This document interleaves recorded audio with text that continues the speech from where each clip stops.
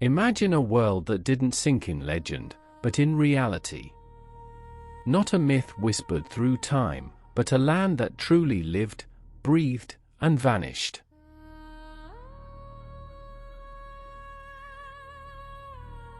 Today, we call this place the Persian Gulf, a graveyard of secrets.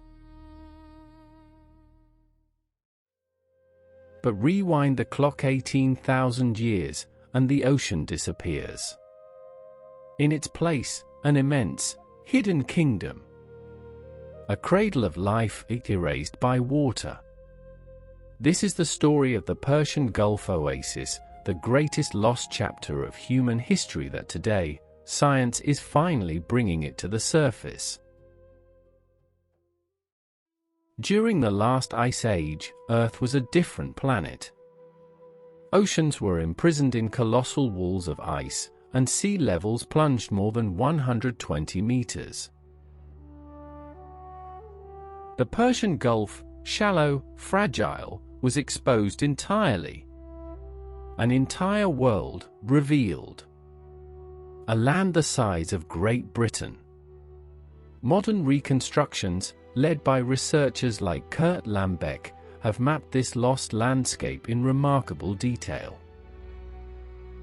Shielded by the towering Zagros Mountains, this valley escaped the brutal cold gripping the rest of the world. Including the surrounding Iranian Plateau and Arabian Peninsula, this valley remained lush and fertile. While continents froze, this place remained alive. Warm, fertile, hidden, a secret Eden between mountains and time. Life here depended on a force older than memory, water. The great rivers of history, the Tigris, the Euphrates, and Iran's mighty Karen, did not end where they do today. They journeyed onward, flowing deep into the exposed basin. Lambeck's research confirms they hunted for the sea. There, they merged. Not into a delta, but into a colossal artery of life, the Yurshat. A super river. Carving a green corridor through the heart of the land, feeding a vast sanctuary of fresh water.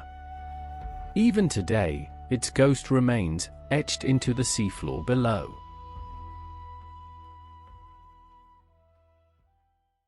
Archaeologist Jeffrey Rose describes this as the Persian Gulf oasis. When the surrounding world turned to dust, this place became a refuge. A sanctuary. Humans didn't just pass through here. They stayed. They adapted. They evolved. In the fertile soils of the Yurshat, they may have taken humanity's first steps towards civilization, planting crops, building homes, shaping permanence out of survival. And today, their echo may still live on, written silently in human DNA. But paradise had an expiration date. As the Ice Age loosened its grip, the world began to melt. The ocean did not crash in all at once, it advanced. Slow. Relentless. Unstoppable. Around 12,000 years ago, the sea broke through the Strait of Hormuz. And the invasion began. Fields turned to marsh, marsh turned to sea, and home became memory. This was what Rose and other scholars describe as a creeping catastrophe. For those who lived here, this was not a myth. It was the end of their world. By 8,000 years ago, the oasis was gone. Buried beneath 100 meters of water.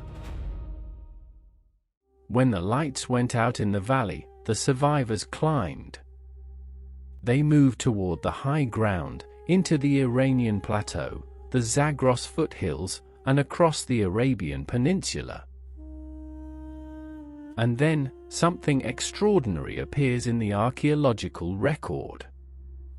Where once there had been only scattered hunting camps, suddenly, settlements emerge. fully formed. Advanced communities appear with sophisticated architecture, irrigation systems, and organized village life. They do not look like fragile beginnings. They look like continuation. These were not scattered refugees, they were carriers of knowledge. They brought with them the memory of a lost world, and perhaps, the blueprint of civilization itself. And the story may reach even deeper into prehistory. They left behind no written history. But they left something else. Stories. Ancient myths may preserve fragments of real environmental catastrophes. In the ancient Avesta, there is a memory of a perfect land.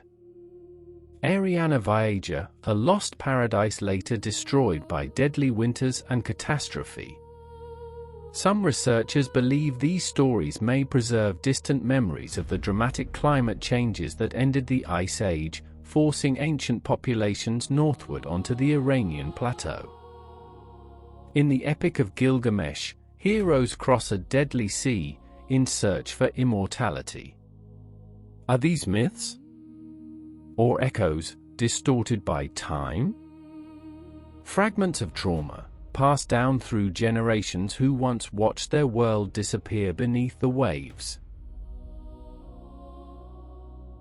Assyriologist Samuel Noah Kramer argued that myths like Dilmun may have been inspired by real places remembered long after they vanished. Today, the Persian Gulf keeps its secrets well beneath a veil of blue. But the fingerprints of its ancient inhabitants are not entirely gone. They remain scattered along both the northern and southern shores of the Gulf, hidden in coastal settlements, submerged structures, ancient riverbeds, and in the memories carried across generations. On the Bushehr Peninsula, researchers have uncovered traces of remarkably complex irrigation systems and carefully planned village layouts from the Middle Susiana period, a major era of prehistoric development in southwestern Iran. This was not primitive development. It suggests inherited knowledge and a transition from hunter-gatherer life to early farming and marine-based economies. And, in Khuzestan, the landscape itself becomes a mirror of the lost basin. They reflect a deeper geological continuity with the ancient floor of the Persian Gulf. Sites like Gilgamesh do not appear in isolation. In 2001, after a sudden flood in southeastern Iran, something unexpected was revealed. Artifacts, unlike anything seen before. A place known as Giroft civilization. Could this be one of the places where the survivors of that lost world rebuilt their lives? From submerged river deltas near Bandar Abbas to the mysterious rise of the Giroft civilization. The story is incomplete, but alive. Because this is not just about the past. It is about us. Our origins, our survival, our forgotten beginning. This is only the first chapter. In the next episode, we follow the trail into the mountains, into the strange, golden world of Giroft.